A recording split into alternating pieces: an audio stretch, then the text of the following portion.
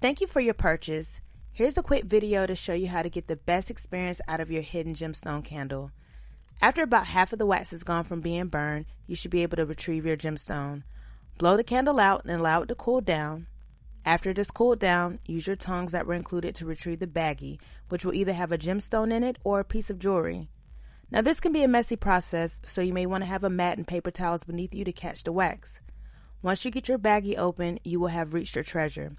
Be sure to read the meaning of the gemstone that is included. Now before you get started, for cautionary purposes, please remember, when first burning the candle, allow the candle to build a full wax pool, which takes about an hour. Do not burn the candle for more than 4 hours at a time. Always trim the wick after it has been burned, and do not burn the candle when there is less than 1/4 inch of wax remaining. This will allow a pleasant and safe experience for you. Enjoy your treasure hunt, and be sure to tell all your friends.